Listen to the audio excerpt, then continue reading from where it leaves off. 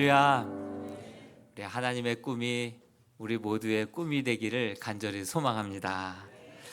오늘은 대림절이 시작되는 절기입니다. 대림절은요, 이 땅에 구원자로 오신 아기 예수님을 우리가 또 기억하고, 또 그리고 분명히 약속하신 대로 다시 오실 주님을 우리가 기다리는 그러한 절기입니다. 이 기다림은 그냥 앉아서 어련히 알아서 오시겠지 하고 기다리는 수동적인 기다림이 아닙니다. 능동적으로, 보다 더 적극적으로 기다리는 절기이죠.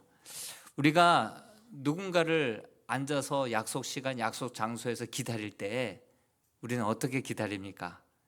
그 사람을 생각하면서, 정말 그 사람을 또 기대하면서 어떤 말을 할까, 또 무엇을 보여줄까 하면서 우리가 어느덧 그 사람으로 우리가 가득 차게 되지 않습니까? 기다리는 사람으로.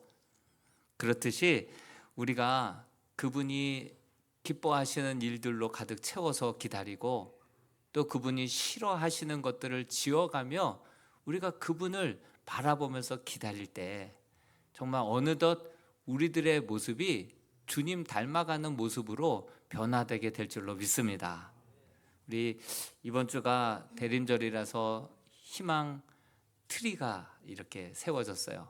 사실 추수감사 주일을 통하여서 우리가 헌금한 내용을 가지고 우리가 이제 성탄절기를 이제 앞두고 12월 달 되자마자 우리 지역 주민들에게 성탄의 기쁜 소식을 함께 나누고 전하자, 이렇게 이제 얘기하고 추수감사주일을 함께 지냈는데, 이 상자 안에 우리 성도들이 한 상자당 한 5만 원씩 그렇게 헌금을 우리가 모금해서 물건을 사서 넣어드리면, 그 기업에서 후원받은 10만 원에서 15만 원의 그런 기업의 후원금을 받아서 이 안에는 한 17만 원, 8만 원 이 정도 되는 생필품들로 가득 채워지게 됩니다.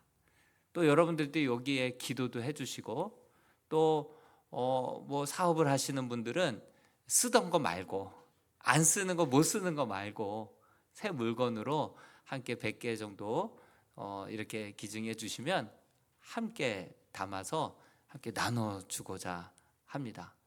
그리고 이 안에 정말 내 마음 그리스도의 집이라고 하는 소책자도 함께 넣어서 복음도 함께 담아서 함께 나눠드리고, 또 우리 교회 어떤 집사님은요, 홈케어 하시는 분이에요. 홈케어 하시는 집사님이 이 전달해주는 집집마다 원하고 희망하면 그분의 에어컨, 필터, 그 다음에 세탁기 싹 청소해 드리겠다라고, 그래서 직원들과 함께 그 연말 선한 은사 기부, 봉사도 하시겠다는 거예요. 한번 생각해 보십시오. 이 사랑을 이렇게 받을 때 허기진 배만이 아니라 마음도 차고, 또한 폐도 깨끗해질 거고, 그리고 뿐만 아니라 영혼까지도 채워지게 되면 이거보다 더 귀한 일이 어디에 있겠습니까? 정말 우리가 주님을 기다리면서 주님 기뻐하시는 일들, 우리에게 명령하신 부탁들, 이런 것들을 우리가 생각하면서 지울 거 지우고 담을 거 담아서 정말 보다 더 적극적으로 능동적으로 기다리다 보면 우리 주님을 더 깊이 닮아가게 되고 정말 주님을 더욱더 뜨겁게 사랑하게 될 줄로 믿습니다. 그래서 우리가 12월 6일에는 이 박스 100개를 이제 포장을 하려고 해요. 그때 여러분들도 함께 좀 나와주셔서 셀별로, 가정별로, 또 특별히 그렇게 소외된 이웃들에게도 이렇게 사랑으로 담는 모습들을 우리 자녀들과 함께 나와서 체험을 한다고 한다면, 자녀들이 자기 중심적으로만 살아가지 아니하고 하나님에 대한 사랑을 이웃 사랑으로 함께 실천하고 배우는 아주 복된 시간이, 좋은 교육의 시간이 될 것 같습니다.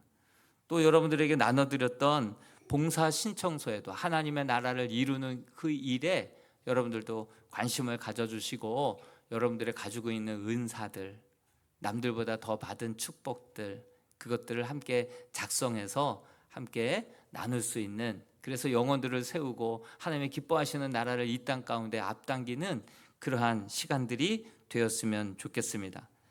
이렇게 우리의 삶의 한 자리를 주님께 내어드리고 주님이 오셔서 함께 할 수 있도록 주님이 기뻐하시는 일들로 채우고 주님 싫어하시는 일들을 우리가 회개하면서 제거해 나아가는 그러한 보다 더 적극적이고 능동적인 그러한 기다림의 시간이 될 수 있기를 주님의 이름으로 축복합니다. 그래서 오늘의 제목은요, 내 삶의 빈자리 내어드립니다 라고 하는 제아의 말씀입니다. 여러분, 인천 상륙작전 잘 아시죠? 인천 상륙작전 성공 확률이 5,000대 1이었대요. 5,000대 1, 0.02%. 그 메가더 장군이 자기의 참모들에게 이 작전을 이야기하자 다들 반대했다는 거예요. 다들 반대했다는 거예요. 그렇지만 북한도 썰물과 밀물차가 심한 인천을 통해서 그 큰 배가 상륙해 들어온다는, 이건 상상도 못할, 전혀 대비도 않을 그러한 일이기 때문에 오히려 허를 찔러야 된다. 그래서 메가더 장군이 이게 무릎으로 승리한 메가더라고 하는 책에 보면 그날 아침에도 하나님 앞에 기도하고 또 주신 말씀 가지고 확신 가지고 나아갔고, 또한 성공적으로 상륙한 이후에 한 달도 안 되어서 서울을 수복하게 되잖아요. 서울을 수복할 때 그때 참석한 모든 사람 앞에서 이 메가더 장군이 주기도문을 낭독했다는 거예요. 주기도문을. 하나님께서 도와주셨다라고. 그러면서 이제 그 서울 그 이하에 보급로를 차단했잖아요. 그리고 함께 연합군이 북으로 전진했잖아요. 그러다 보니까 이 상륙 작전을 통하여서 완전히 전세가 역전이 된 그러한 전 세계적으로 유례 없는 그런 상륙 작전으로 우리가 기억하고 있죠. 근데 여리고성 전투와 아이성 전투가 이와 같았어요. 이와 같은 전략이었어요. 요단강을 건너오자마자 정중앙을 친 거예요. 여러분, 가나안 땅이 이렇게 넓다면 이 여리고성과 아이성은 정중앙에 있는 거예요. 더군다나 여리고성은요, 난공불락의 성이라서 설마 여기부터 공격해 오리라는 생각도 못했던 것이죠. 더군다나 추수해 때면은 요단강이 넘실된다고 했거든요. 넘쳐났거든요. 그래서 수많은 200만 명의 어린 아이, 노인에 이르기까지 그 강을 건널 수가 없는데, 그 기적과 같은 역사와 허를 치는 중간 그 가운데를 이 여리고성과 아이성을 공격하는 바람에 그 이후로 남방 연합국과 싸우고 북방의 연합국과 싸워가지고 남과 북을 정중앙을 치면서 보급로고 뭐고 다 차단하고 남방왕을 제거하고 북방왕을 다 제거한 거예요. 하나님께서 이 인천 상륙 작전과 같은 이 여리고성과 같은 작전으로 우리나라 또한 이런 위경에서 건져 주신 것이죠.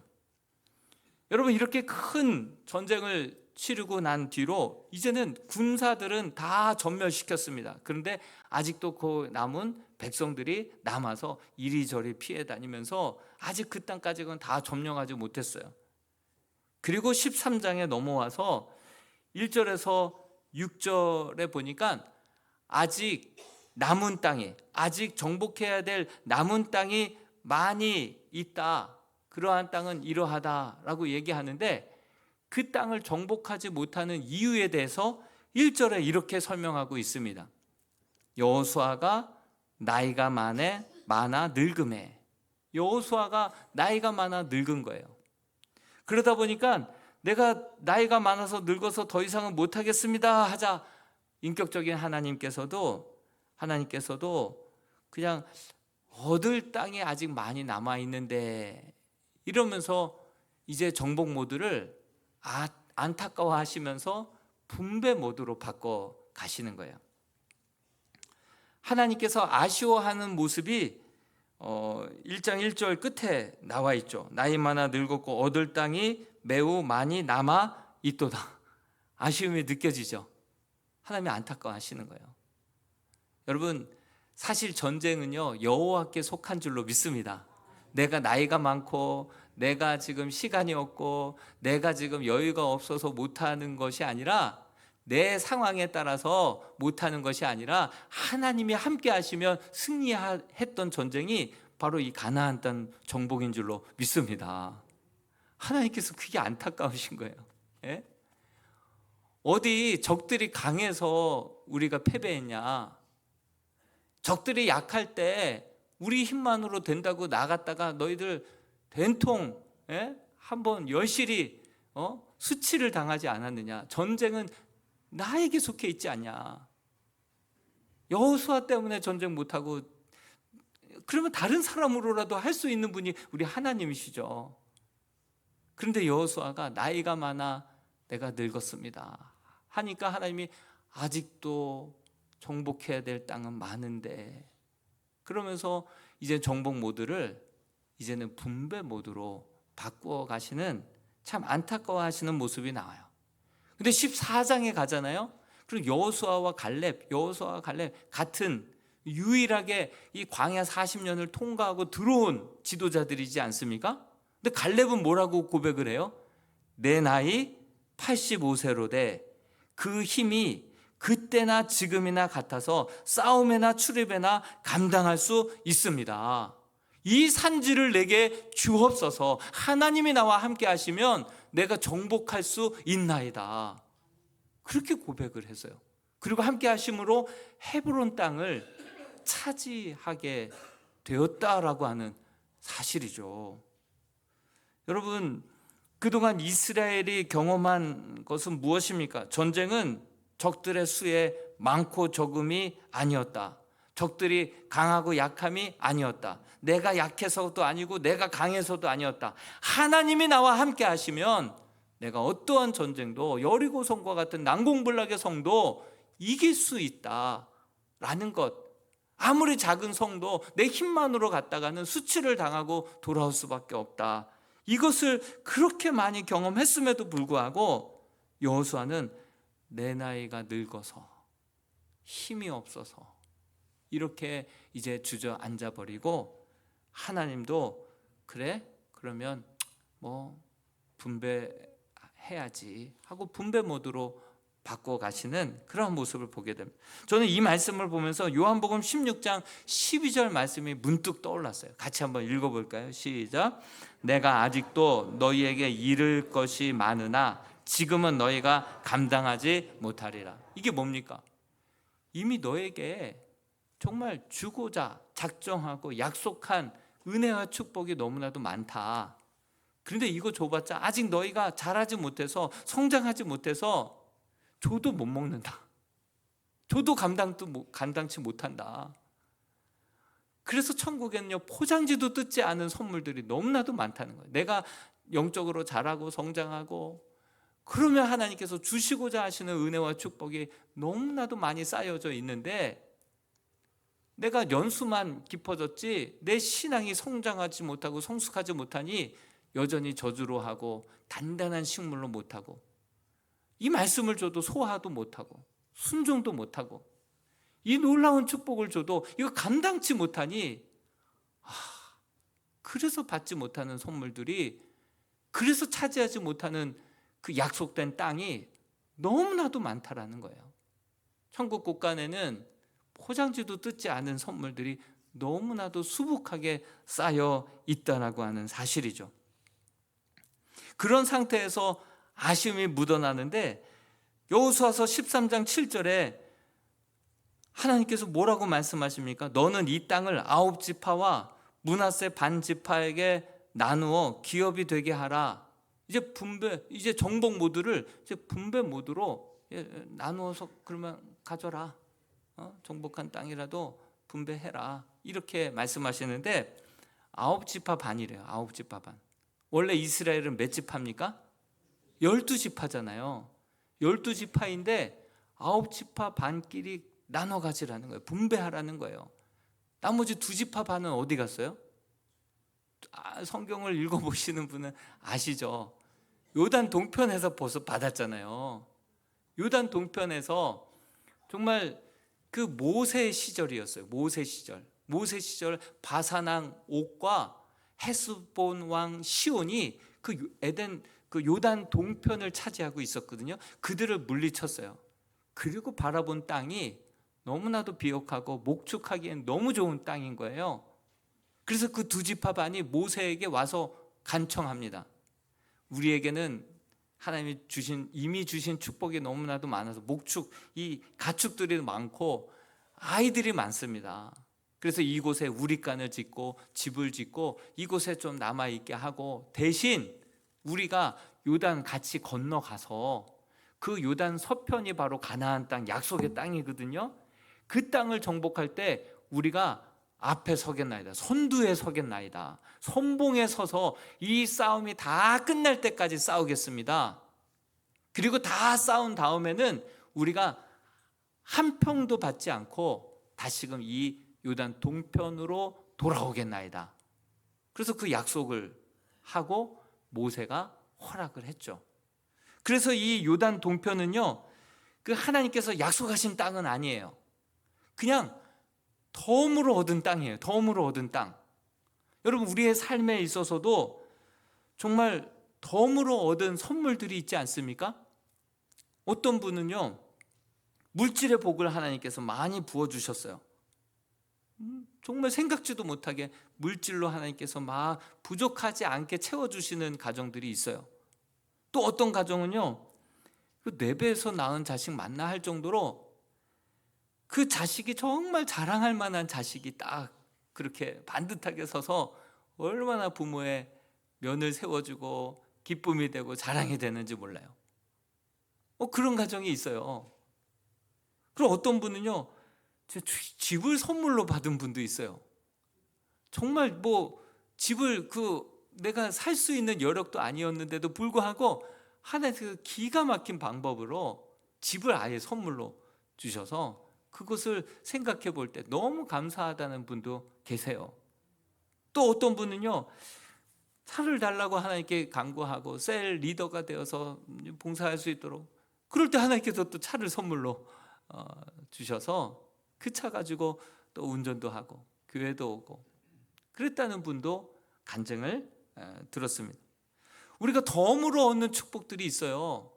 그러면 하나님께서 덤으로 주시는 축복을 받았을 때 좋으냐 물어보면 저는 괜찮습니다, 이러지 마시고 감사합니다 주님, 땡큐입니다 주님, 어서 오시옵소서 주님, 받아서 그것을 누리면 되는 거예요. 주신 차 가지고 주일날 딴 데만 가지 않으면 되는 거예요.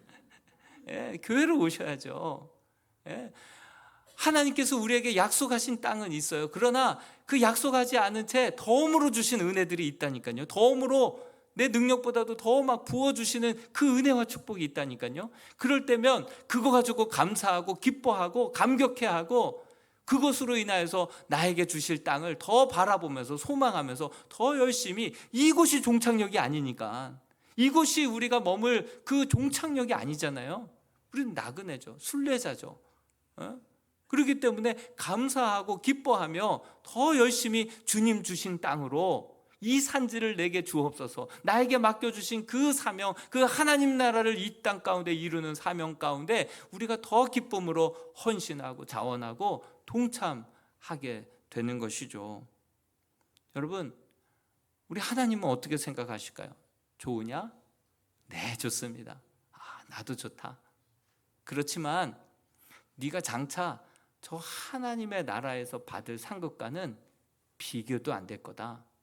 너 이곳에서 많이 누렸다 하더라도 천국의 1000분의 1, 10,000분의 1도 안 되고 금방 다 잊어버릴 것이다. 왜? 요한계시록 21장에 보면요, 우리가 그렇게 금을 모으고 그렇게 없어서 안달난 황금이요, 도로 포장재예요. 도로에 수정과 금으로 도로 포장재 정도로만 사용될 정도예요. 예? 그러니 천국은 얼마나 더, 우리가 정말 하나님께서 우리에게 허락하실 우리의 본향, 우리의 진짜 목적지는 저 하나님의 나라인 줄로 믿습니다. 여러분, 그런데 우리가요, 요단 동편 덤으로 주신 이 땅에 주신 그 선물을 받아 들고서는요, 그때부터 거기에 집착하는 거예요.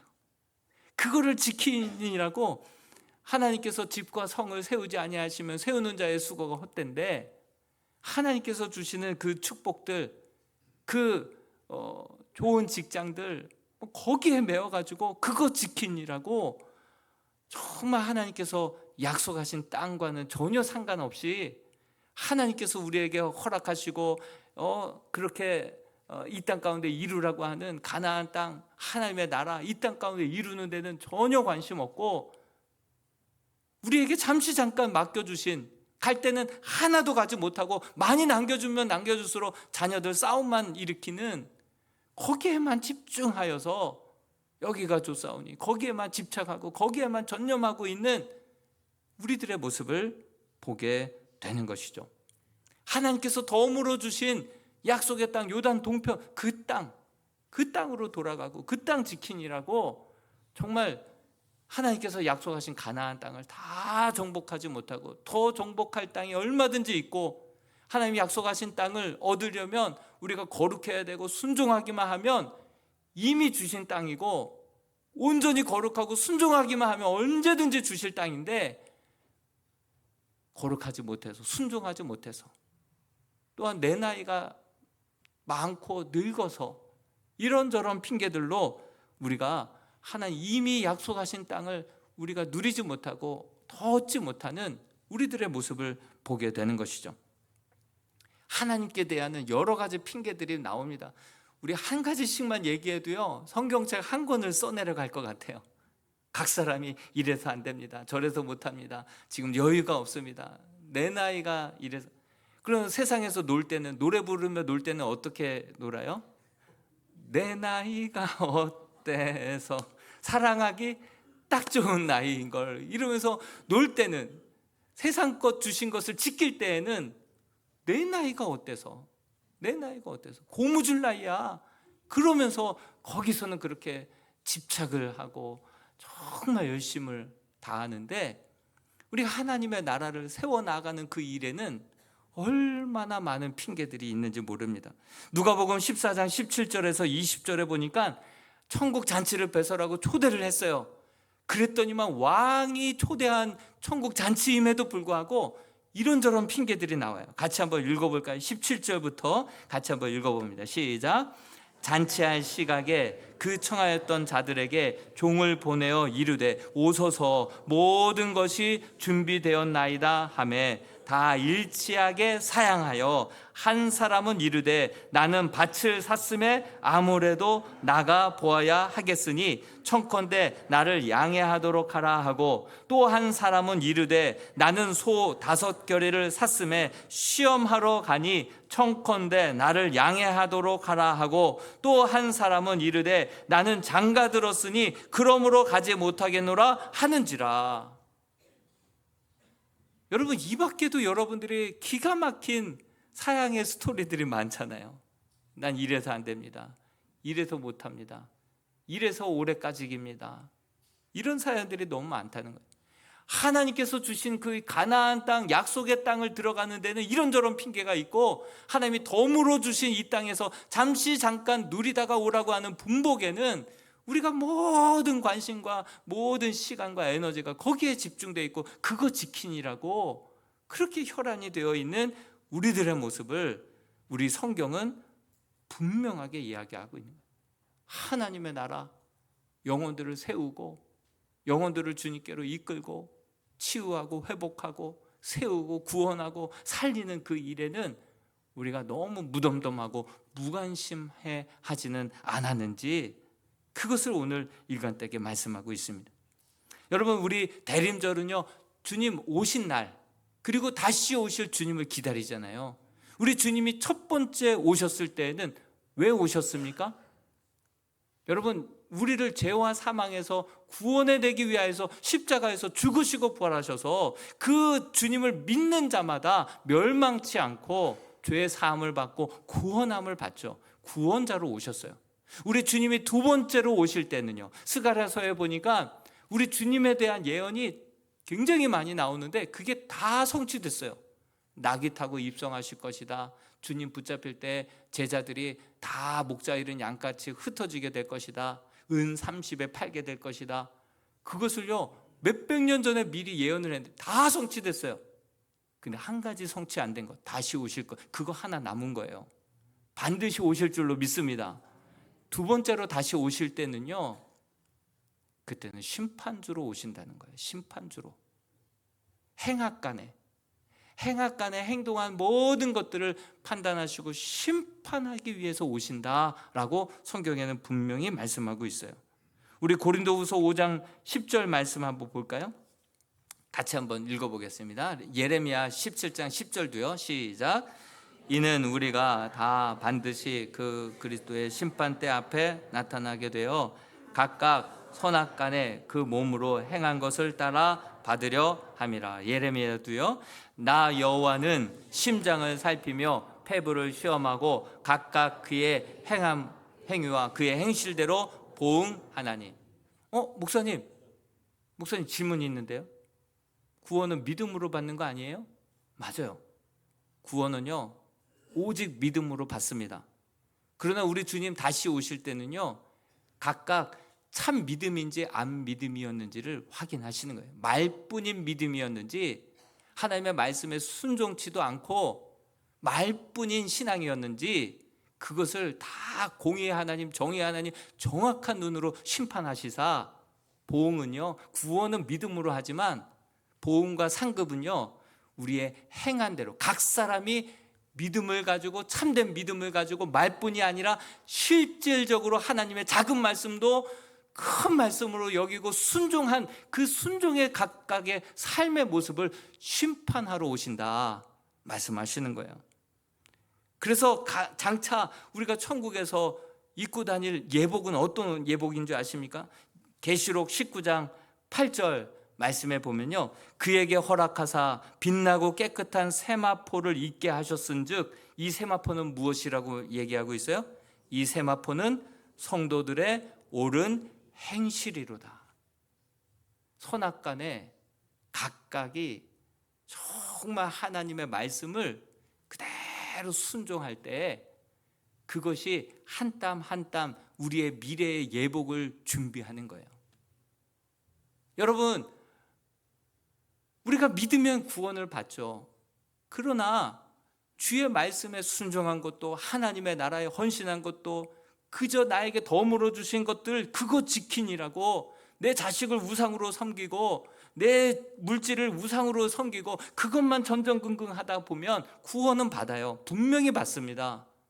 그렇지만 받을 상급은 얼마나 될지 여러분들이 곰곰이 나의 세마포 예복은, 주님을 맞이할 때 입을 예복은 어떻게 준비되어 있는지, 등불은 어떻게 준비되어 있는지, 정말 받을 상급은, 받을 면류관은 어떠한 면류관을 받게 될지, 그 부분은 여러분들의 삶으로 결정난다라고 하는 사실이에요.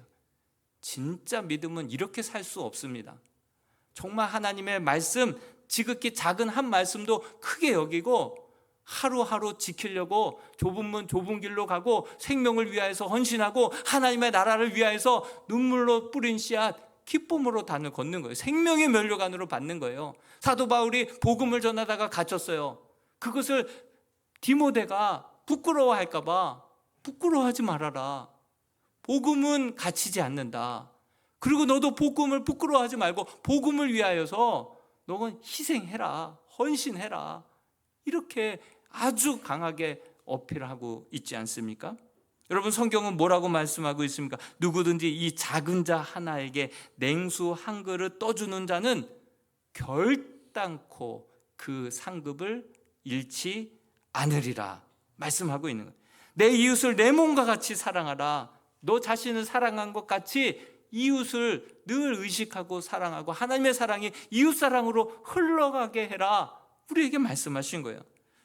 주는 것이 받는 것보다 더 복되다. 고아와 과부와 소외된 자를 환난 중에 돌아봐라. 이것이 더러움이 없는 참된 경건이다. 참된 믿음이다. 어린아이 하나를 영접하는 것이 곧 나를 영접하는 것이다. 내 구제함을 은밀하게 하라. 은밀한 중에 보시는 너희 하나님께서 갚으시리라. 누구든지 이 계명 중에 지극히 작은 것 하나라도 행하며 가르치는 자는 천국에서 크다 일컬음을 받게 될 것이다. 많은 사람을 옳은 대로 인도하는 자는 하늘의 별과 같이 빛나게 될 것이다. 제 얘기입니까? 하나님의 말씀이에요. 하나님은 한 번 말씀하시면 반드시 이루시는 하나님이신 줄로 믿습니다. 하나님을 믿는다고 하면서 하나님의 말씀대로 행하지 아니하고 이웃을 내 몸과 같이 사랑하지 아니하고 많은 사람들을 옳은 대로 인도하는데 전혀 상관없고 전혀 관심도 없고 그저 하나님께서 잠깐 나에게 맡겨주신 덤으로 주신 축복 그것 때문에 그것을 우상으로 삼아서 거기에 집중하니라고 내가 이런저런 핑계들을 대고 있다고 한다면, 나 중심적으로만 신앙생활을 하고 있다고 한다면 구원은 받게 될 것입니다. 그렇지만 간신히 부끄럽게 목숨만 부지하는, 그래서 부흥 강사들이 항상 얘기했잖아요. 개털 모자 쓰고 하나님 앞에 설 거냐고. 간신히 목숨만 부지하여서 건져봐. 휴, 살아남은 게 어디야. 네. 그 성도들의 세마포 옷이 옳은 행실이라고 할 때 시로라기 하나 걸치고 주 앞에 선다는 것은 얼마나 부끄러운 일입니까? 여러분, 저는 얘기했습니다. 분명히 저는 증거했습니다. 그 책임은 이제 여러분들에게 있는 거예요. 여러분들의 삶의 현장 속에 여러분들이 더욱더 책임감 있게 하나님의 말씀, 지극히 작은 말씀도 큰 말씀으로 여기는 자가 천국에서 큰 자라 여김을 받게 될 줄로 믿습니다.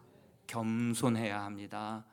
정말 주의 말씀을 무게감 있게 받아들이고, 여러분 마지막 그때 가서 한꺼번에 밀린 숙제 하려면요, 이거 못해요. 그냥 하루에 한 가지씩 실천할 수 있기를 주님의 이름으로 축원드립니다. 하나님의 이 말씀, 왼손이 하는 거 오른손이 모르게 내어주고 전도하고 그 영혼을 위해서 기도하고 그 영혼을 세워주고 전도한 영혼들 끝까지 인내로 품어주고 이끌어주고 이렇게 생명을 살리는 그 귀한 일, 하나님의 나라를 이 땅에 앞당기는 그 일들에 여러분들이 이 모양 저 모양으로 동참할 때 천국에서 받을 상급이 클 줄로 믿습니다. 옥하는 목사님이 노년에 이런 고백을 하셨어요. 나는 이 땅에서 정말 주를 위해서 열심히 살았지만 이 땅에서 많은 사람들이 인정해주고 칭찬해주고 그래서 이 땅에서 상급을 내가 많이 받은 것 같아.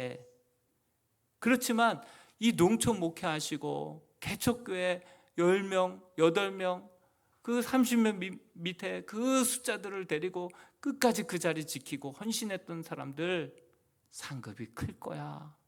하나님이 기뻐하실 거야. 나는 이 땅에서 이미 상급을 많이 받은 것 같아서 받을 게 없을 것 같지만 여러분들은 하나님께 받을 상급이 클 거야. 그렇게 말씀하셨던 기억이 납니다.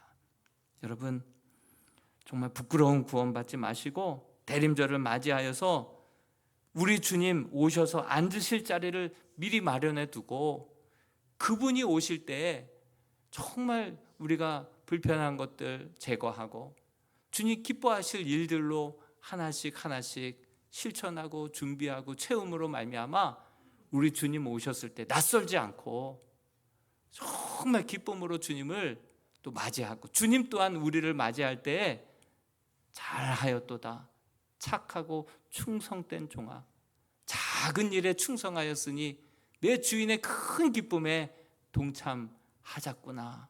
주의 음성을 정말 들을 수 있는 저와 여러분들이 될 수 있기를 주님의 이름으로 축원드립니다. 같이 한번 기도했으면 좋겠습니다. 한 권사님이 얘기하셨어요.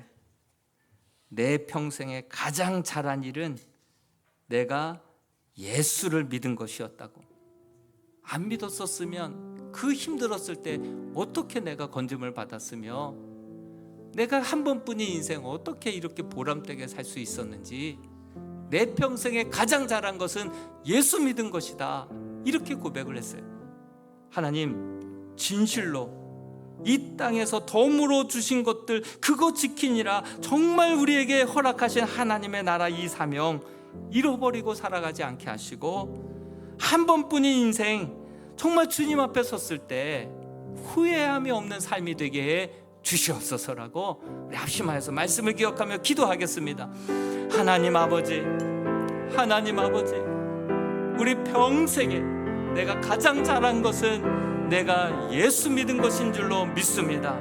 하나님, 간신히 우리의 생명만 부지하는 믿음이 아니라 참으로 이 땅에서 하나님 주신 지극히 작은 말씀도 크게 여기고 순종하고 실천함으로 말미암아 장차 주 앞에 섰을 때 아버지 하나님, 내 작은 일에 충성하였으니 내 주인의 기쁨에 즐거움에 참여할지어다. 잘하였도다. 착하고 충성된 종아, 주님께 인정받고 칭찬과 허다한 무리들 앞에서 아버지 증인들 앞에서 면류관을 받고 생명의 아버지 하나님 놀라운 은혜와 축복을 받는 우리 살아가는 성도들이 될 수 있도록 도와주시옵소서.